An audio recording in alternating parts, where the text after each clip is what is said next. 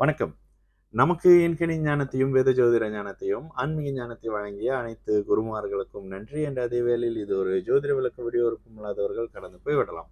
இன்றைக்கு ஒரு ஒரு ஸ்பெஷலான ஒரு விஷயம். என்னன்னா, ஏப்ரல் மாதத்துல 14ஆம் தேதி சித்திரை புத்தாண்டு நமக்கு வந்துரும். தமிழர்கள் அமைப்புகள்ல சித்திரை புத்தாண்டு வந்துரும். அப்ப சித்திரை புத்தாண்டு வந்தோனயே ஒரு குரூப் வந்து கிளம்பும். தை மாசம் தான் புத்தாண்டு, பொங்கல் தான் புத்தாண்டு அப்படின்ட்டுன்னு. சரி, இதுல உங்களுக்கு பார்க்குறவங்களுக்கு ஒரு ஐடியா உண்மையாவே எது புது வருஷம் அப்படின்னு தெரியாமலே இந்த இந்தியன்ஸ் இருக்காங்களா அப்படின்னு சில பேர் பேசுவாங்க. ஆல்ரெடி பேசிட்டு இருக்காங்க பாருங்க.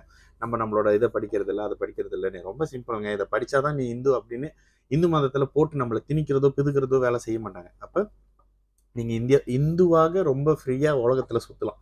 யாரும் பிடிச்சி அமுத்து கிமுத்து நீ இதை பண்ண அதை பண்ணு, இல்லைன்னா நீ இந்துவே இல்லை அப்படின்னு எவனும் மிரட்ட மாட்டான். அதுல நம்மளுடைய கலாச்சாரத்தை அடிப்படையில அடுத்த மாதத்துல ஏப்ரல் 14ஆம் தேதி இயல்பாகவே வந்து புத்தாண்டு வந்துடும். அதுல இந்த வருடம் குரோகி புத்தாண்டு, நம்மளோட ராசி பலன்லாம் பார்த்துருப்பீங்க. குரோகி சித்திரை புத்தாண்டு ஏப்ரல் 14ஆம் தேதி வருது. இதுக்கு ஒரு ஜோதிட காரணம் இருக்கும்ல. எப்ப பாரு நீங்க தானே சொல்லுவீங்க, இந்து மதம் முழுக்க முழுக்க கட்டமைக்கப்பட்டது பஞ்ச அங்கம் என்று சொல்லப்படக்கூடிய பஞ்சாங்கத்துல அப்படின்னு சொல்லுவீங்களே அப்படின்னு கேட்டா, ஆமா நிச்சயமா பஞ்சாங்கத்தின் அடிப்படையில தான் இந்த இந்து மதத்தின் முழு கட்டமைப்பே இருக்கு. ஓகேங்களா? இதை உங்களுக்கு சொல்லணும் அப்படின்னா இயல்பாக சொல்ற மாதிரி தான். தைப்பூசம் எப்படி செலிப்ரேட் பண்றீங்க? தை மாதத்தில் பூச நட்சத்திரத்துல வரக்கூடிய பௌர்ணமி, ஒளியான சந்திரன். ஓகேங்களா? மாசி மகம் எப்படி செலிப்ரேட் பண்றீங்க? மாசி மாதத்துல மகம் நட்சத்திரத்துல வரக்கூடிய ஒரு ஒளியான அமைப்புல இருக்கக்கூடிய சந்திரன், பௌர்ணமி சந்திரன். ஓகேங்களா? அதே மாதிரி தான் பங்குனி உத்திரம். பங்குனி மாதத்துல உத்திரம் நட்சத்திரத்துல வரக்கூடிய முழு பௌர்ணமி, சந்திரன் அந்த நட்சத்திரத்துல இருக்கிறாரு அப்படின்ற மாதிரி. இதே மாதிரி தாங்க ஆவணி ஆவட்டமா இருக்கட்டும், வைகாசி விசாகமா இருக்கட்டும், திருக்கார்த்திகை பௌர்ணமியாக இருக்கட்டும், மார்கழி திருவாதிரையா இருக்கட்டும், இது அத்தனையும் நமது இந்து மதத்துல செலிப்ரேட் பண்ண காரணம் ஒளியான சந்திரன். சித்ரா பௌர்ணமி, அது வந்து சித்திரை மாசம் பிறந்தோடனே சித்ரா பௌர்ணமி வந்துடும். ஓகே, இந்த இடத்துல எதுங்க என்னோட முதல் மாசம் அப்படின்ற உங்க கேள்வி வந்துடும்ல.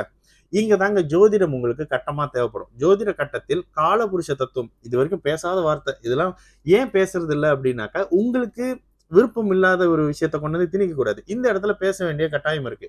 காலபுருஷ தத்துவத்தின்படி மேஷம் ராசி மண்டலத்தின் முதலாவது வீடு. என்னங்க மத்த ஜோசியர் மாதிரியே பேசுறீங்க அப்படின்னா, ஆக்சுவலா அதுவும் தெரியணும்ல. உண்மையா இதுதான். காலபுருஷ தத்துவத்தின் அடிப்படையில மேஷம்ன்ற வீடு முதலாவது வீடு. ஓகேங்களா? மீனம்ன்ற வீடு 12வது வீடு, அதாவது லாஸ்ட், கடைசி அதுதான். ஆனா ஜோதிடத்தின் அடிப்படையில அது மாதங்களாக குறிப்பிடப்பட்டிருக்கு.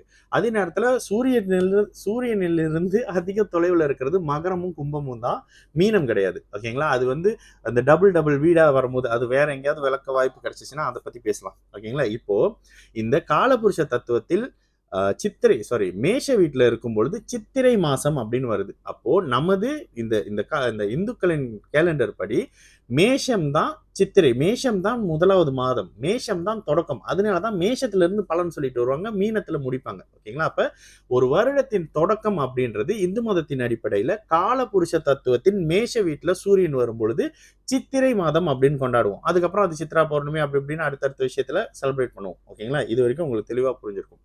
இதற்கு அடுத்த நிலையாக இந்த மாதம், வருடம், இதை பத்திலாம் ஏற்கனவே பேசியிருக்கோம். ஒரு மாதத்தை ஒரு வருடம் முழுக்க போட்டீங்கன்னா 12 ராசியை ஒரு மாதம் ஆக்குனீங்கன்னா ஒரு வருடம் வரும். சந்திரன் நிக்கிற திதி அப்படி இப்படின்ற மாதிரியான விஷயங்கள் எல்லாம் வரும். அப்போ இதுல ஏங்க தை மாசத்தை வந்து செலிப்ரேட் பண்றோம் அப்படின்னு கேட்டீங்கன்னா, இதுக்கு 2 காரணம் இருக்குங்க. ஃபர்ஸ்ட் காரணம் தை பிறந்தால் வழி பிறக்கும் அப்படின்னு சொல்லி கேள்விப்பட்டிருக்கீங்களா? இது வந்து மருவி வந்த வார்த்தை. தை பிறந்தால் ஒளி பிறக்கும். பூமியை, சூரியனை விட்டு தூரமாக போய் கொண்டிருக்கிற பூமி அதோட நீள்வட்ட பாதையில இங்க இருந்து விலகி போய் மறுபடியும் சூரியனை நோக்கி திரும்புறது தான் தை மாதம். அதனால தை பிறந்தால் வழி பிறக்கும் அப்படின்னு சொன்னாங்க. ஒளி பிறக்கும் சொன்னாங்க, அது அப்படியே வழியாயிருச்சு. தை பிறந்தால் வருஷம் பிறக்கும், தை பிறந்தால் மாசம் பிறக்கும் அப்படின்னு யாருக்கும் சொல்லப்படல. 2வது, சூரியன் அடிப்படையில விவசாயத்துக்கு இருக்கிற விஷயங்க. சூரிய ஒளியே இல்லைன்னா நம்ம படிச்சது இல்லையா அந்த போட்டோ சிந்தசிஸா, அதெல்லாம் நம்ம ஸ்கூல்ல படிச்சிருப்போம், நாலாப்புலயே படிச்சிருப்போம். ஸோ இந்த மாதிரியான விஷயம்லாம் நமக்கு சூரியனோட அடிப்படையாக வந்தது. ஆனா அடுத்ததா நம்மளுடைய கேலண்டர் நம்மளுடைய ஜாதகத்தின் அடிப்படையில இருக்கும், பஞ்சாங்கத்தின் அடிப்படையில இருக்கும். அந்த பஞ்சாங்கம் அப்படின்றது நம்மளுடைய இந்து மதத்தின் கட்டமைப்புல இருக்கும். அதுலதான் எல்லா திதி, எல்லா நட்சத்திரம், எல்லா அமைப்புகளும் வரும். இதுல யாராவது கேட்டாங்கன்னா, எதுங்க உங்களோட புது வருஷம், உங்களுக்கு நீங்களே கன்ஃபியூஸா இருக்கீங்க அப்படின்னு ஒரு குரூப் கன்ஃபியூஸ் பண்ணி விட்டுக்கிட்டே கேட்கும். இங்க நம்மளை விட எதுக்குங்க மத்தவங்க தெளிவா இருக்கணும், நம்மளே தெளிவா இருப்போம். எங்களுக்கு சித்ரா பௌர்ணமி தாங்க, நாங்க சித்திரை மாசத்துல வர்ற பௌர்ணமி தான். இதுதான் காலபுருஷ தத்துவத்தில் மேஷ வீடு தான் முதல் வீடு. இதை கண்டுபிடிச்ச இந்த இந்து மதத்துல இருக்கிறவங்க மிகப்பெரிய உன்னதமானவங்க, இன்னும் சில பேருக்கு அந்த நாலேஜே இல்லாம இருக்கு அப்படின்ற மாதிரி அமைப்புகளை சொல்லி விளக்க கொடுங்க. ஓகேங்களா? நல்லது நடக்கும். எல்லோரும் நல்லா இருப்போம். வணக்கம்.